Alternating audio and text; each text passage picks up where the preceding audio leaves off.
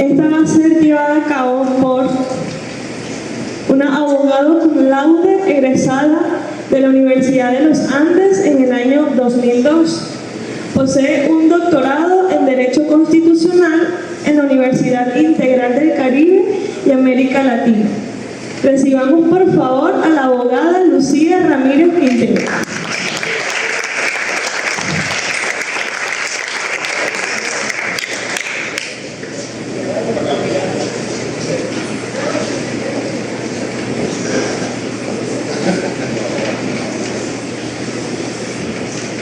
Buenas tardes. Antes de iniciar, soy Lucía Quintero Ramírez. Me invirtieron ahí mi papá y mi mamá. Primero es un honor para mí compartir esta tarde con ustedes. Conversaba antes de iniciar con el doctor que se me complica un poco porque uno está acostumbrado a hablarle a abogados o estudiantes de Derecho y no es el caso aquí. Entonces voy a procurar hacerme entender al máximo. Además, antes de dar inicio, quiero felicitarle al doctor Héctor Crespo por esta iniciativa y a todo el equipo organizador. Sé que han estado todo el día aquí, que durante la mañana ya han escuchado hablar de derecho de otras áreas.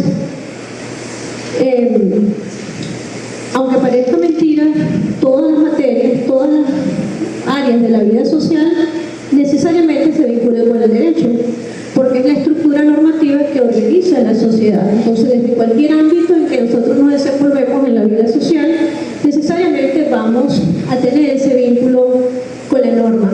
E incluso, no solamente como profesionales, sino desde la vida cotidiana.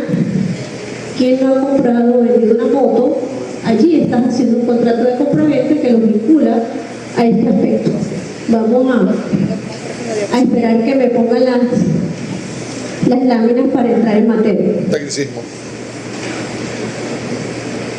Bueno, les voy a ir adelantando. El doctor Héctor me pidió que les hablara un poquito sobre el tema constitucional y los tratados internacionales. Esto es un aspecto bastante amplio, incluso en los últimos años ha sido muy discutido, muy hablado, muy conversado por muchos aspectos de nuestro país.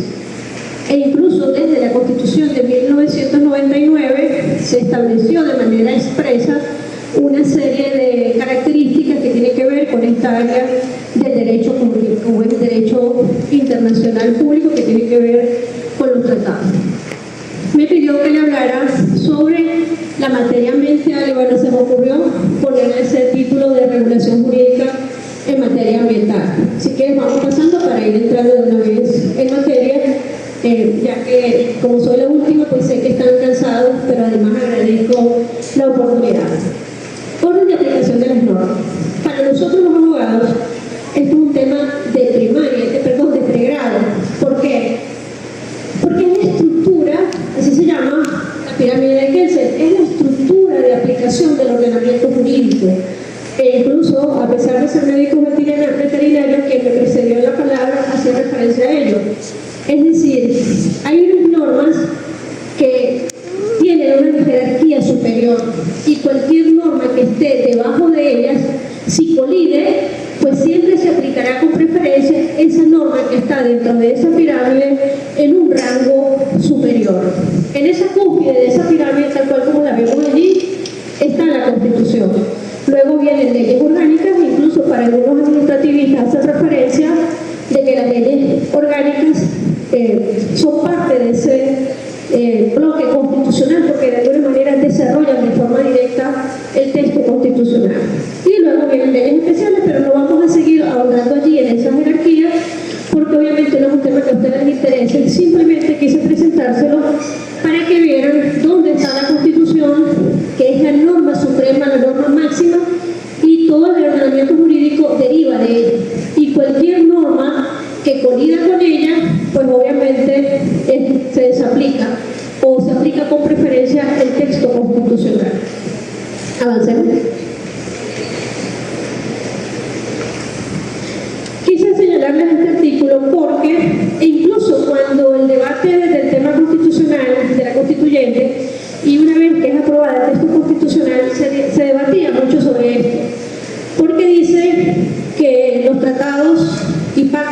convenios relativos a derechos humanos tienen jerarquía constitucional y prevalecen en el orden interno. Para muchos juristas decían que al decir que los tratados tenían esa aplicación preferente, se les estaba asignando un rango supraconstitucional, es decir, que tenían una jerarquía superior a la Constitución.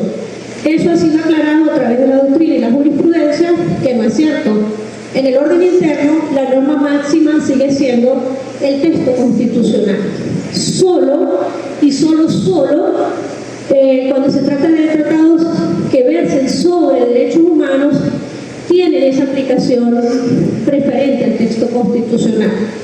Pero si analizamos un poquito el tema de los derechos humanos, que creo que ya lo trataron esta mañana hoy aquí, incluso los principios que rigen los derechos humanos establecen que se deben garantizar y respetar, aunque no estén expresamente establecidos en una norma.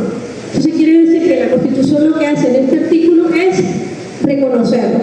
Es decir, esos tratados que versan sobre derechos humanos pues son reconocidos por la Constitución y tienen aplicación preferente en el orden interno. Seguimos. Bueno, esto es un poquito del contenido de la Constitución acerca de la parte que me estaban pidiendo, que era el tema ambiental, y dice que el régimen socioeconómico de la República se fundamenta en principios de justicia, democracia, eficiencia, libre competencia y protección del ambiente. Es decir, desde el texto constitucional hay una responsabilidad expresa del Estado para que todo el desarrollo ambiental o la actividad agropecuaria se desarrolle respetando el ambiente. Y digo ambiental por mencionar algunas, pero esto tiene que ver con todas las áreas en las que de alguna manera afectan el ecosistema del país. Seguimos. Igual, aquí hace referencia al artículo 305, el Estado promoverá la agricultura sustentable siempre dentro del marco de eso, respeto al ambiente. Vamos a seguir porque me dieron poco tiempo y quiero detenerme en un punto que me pidió el doctor Héctor Trejo. Ok, esto tiene que ver con el tema de los tratados. ¿Cuál es el procedimiento o los mecanismos para que un tratado o convenio internacional sea aplicable o obligue en el orden interno? Los tratados son suscritos por el Poder Ejecutivo, valga decir, el presidente. Pero para que ese tratado surta efectos en el país, debe ser ratificado el mismo. Y la ratificación la hace la Asamblea Nacional. Entonces son dos momentos distintos. El tratado lo suscribe el Poder Ejecutivo, pero para que tenga vínculo, para que sea vinculante en el orden interno, debe ser ratificado por la Asamblea Nacional. Incluso el mismo texto constitucional hace algunas excepciones, que si es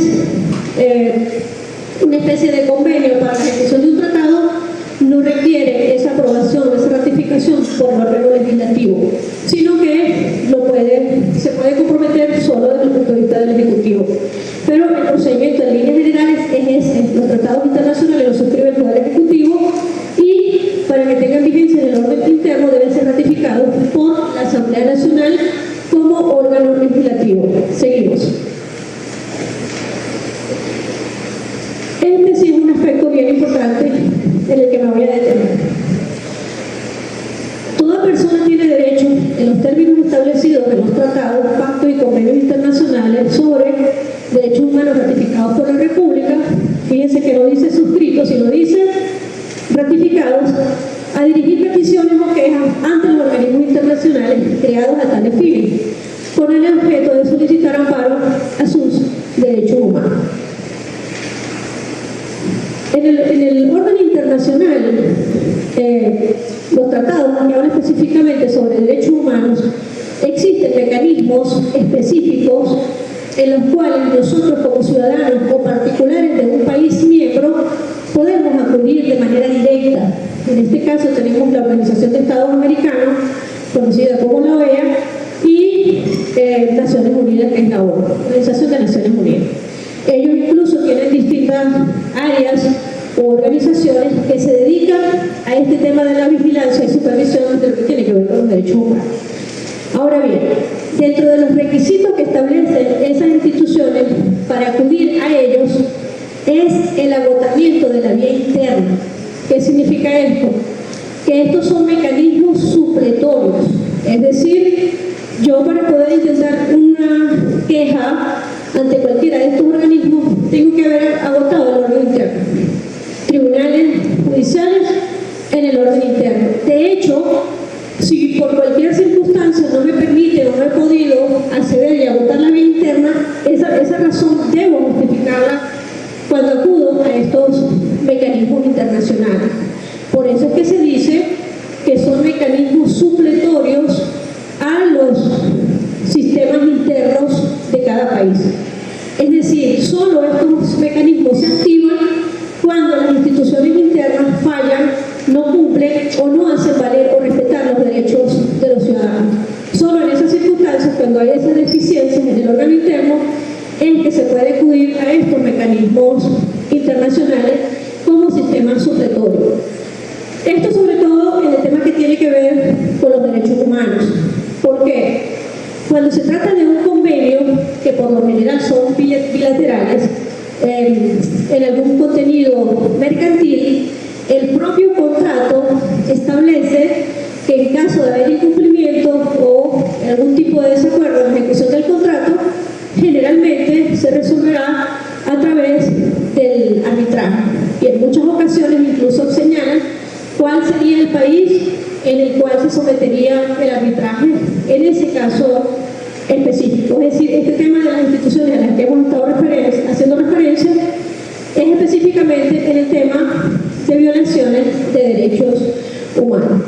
Ante estas instituciones, tanto la OEA como la ONU, se denuncia al Estado como el agresor o el violador de un derecho particular de aquella persona que está haciendo la denuncia.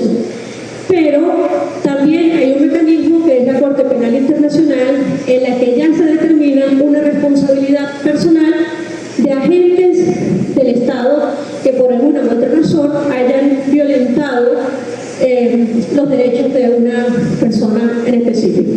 Seguimos. Ok, antes de hacer mención a estos aspectos que tienen que ver con el tema ambiental, Venezuela ha suscrito y ratificado una serie de convenios. Antes de mencionarlo, quería señalarles que en el tema de los derechos humanos, esos mecanismos son bastante, es decir, no son expeditos, no son inmediatos. Por eso muchas personas a veces piensan que son mecanismos o instituciones inoficiosas, porque los resultados no se esperan como cuando se llevan a cabo en un proceso interno.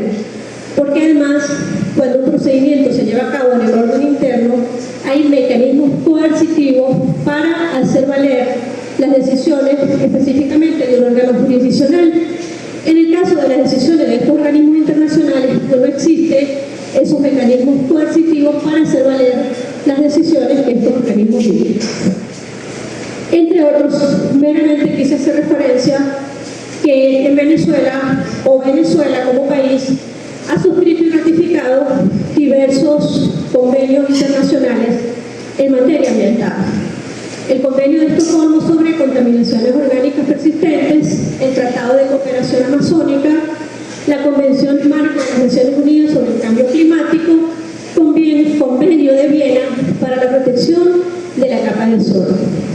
Pasemos para ver los mecanismos internos y quiero concluir con una... Ok. Constitución como la que está en las cúspides, conforme a la pirámide que les presenté al inicio. Ley Penal del Ambiente, que establece sanciones para estas...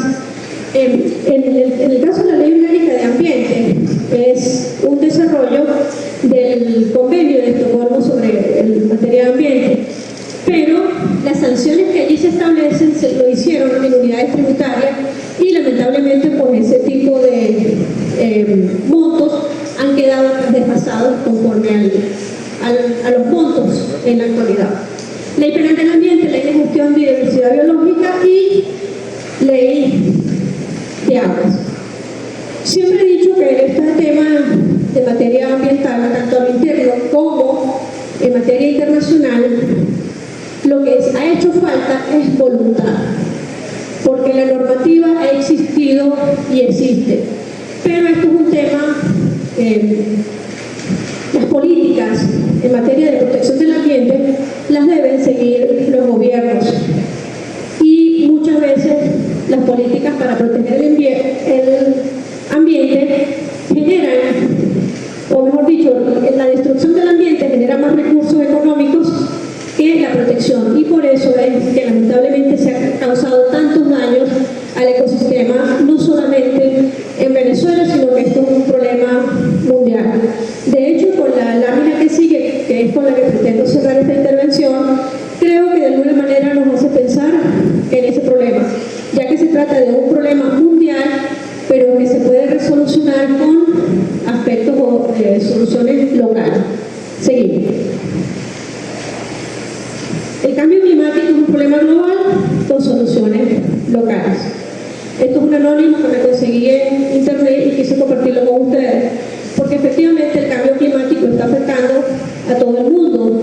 Si ustedes, estoy segura, tienen acceso a las redes sociales, pueden ver la cantidad de inundaciones que han ocurrido en los últimos días, no solamente en Venezuela, sino en China, Estados Unidos, México y muchos otros países más. Eso es consecuencia de la devastación que se ha hecho de los recursos naturales y por ende ha devenido en este cambio climático. Es decir, ese cambio afecta al país, al mundo entero. Pero ¿cuáles son las soluciones? La no deforestación, y si hablamos en el caso de Barinas específicamente, todo lo que tiene que ver con las costas de los ríos que fueron deforestadas en su totalidad, la tala, la quema, los saques de arena, que se han hecho sin el más mínimo control. Por eso digo que cuidar el medio ambiente no genera recursos es la destrucción del medio ambiente, y allí creo que es donde se ha fallado en esas políticas que han debido implementarse desde los órganos competentes desde el Estado. Y no solamente desde el Estado venezolano, sino desde todos los países del mundo.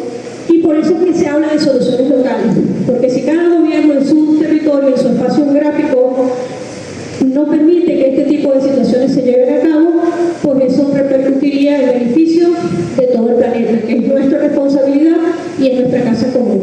Buenas tardes y muchas gracias.